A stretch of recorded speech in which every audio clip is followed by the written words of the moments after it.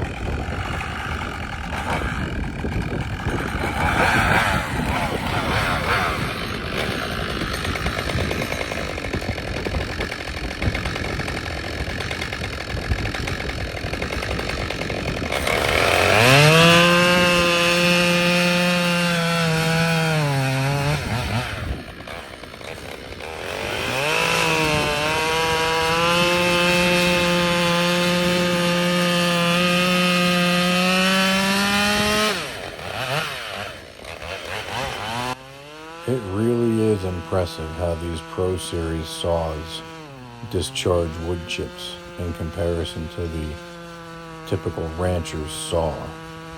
Does your Pro Series saw discharge wood chips like this? Make a comment down below. Let me know what you guys think.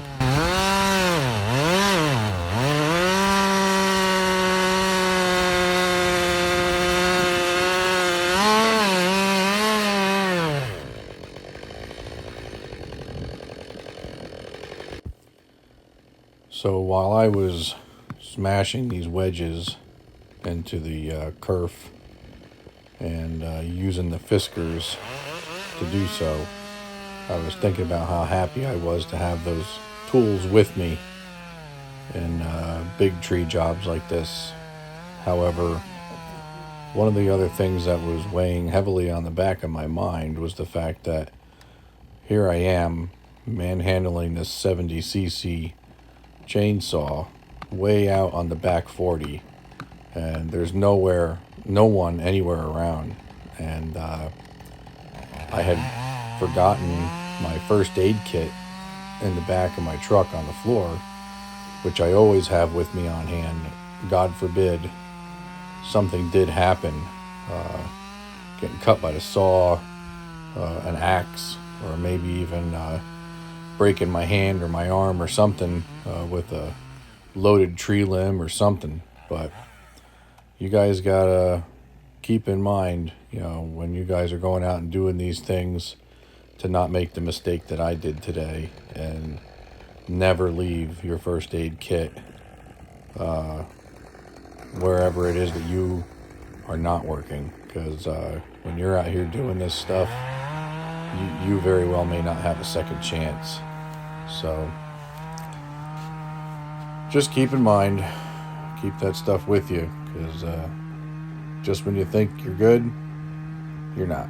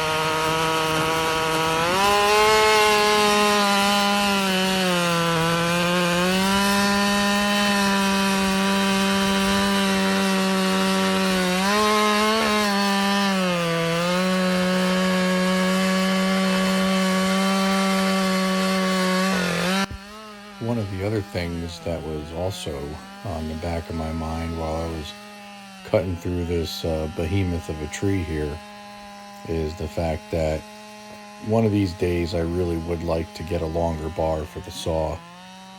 I've heard that people use up to 36-inch bars on these 70cc Pro saws.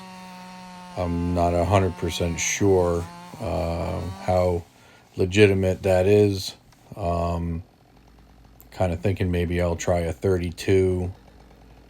If any of you guys out there have 70cc saws and you're running a 32-inch or a 36-inch bar, let me know in the comments what your experience is with that and how the saw seems to handle it. I don't necessarily intend to use it all the time as my primary bar, only for jobs like this when I really need that extra reach, especially when you get these trees that have the Ys in them, where you got a little extra little extra width right where the tree splits off into another leader or something like that.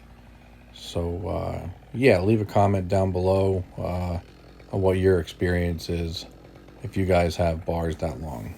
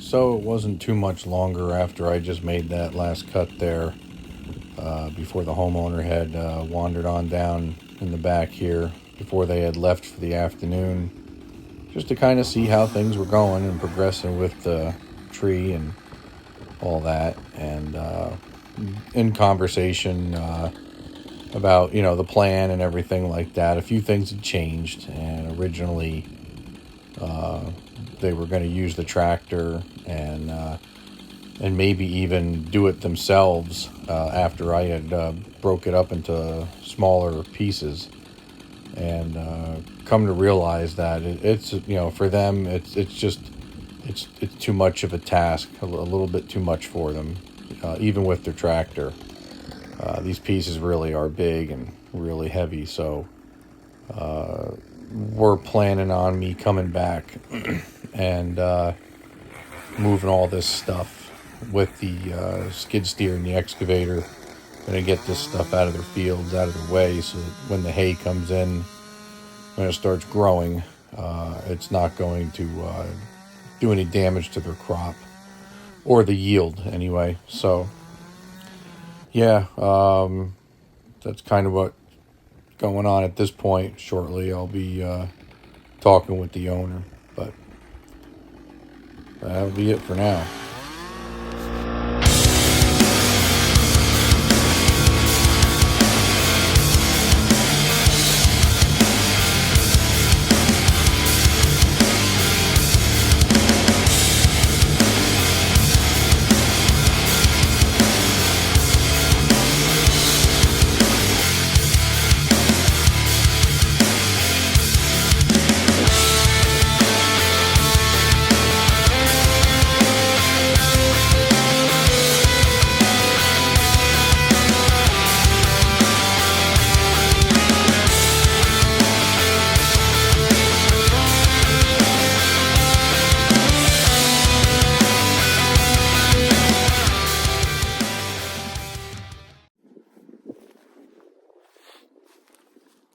All right, so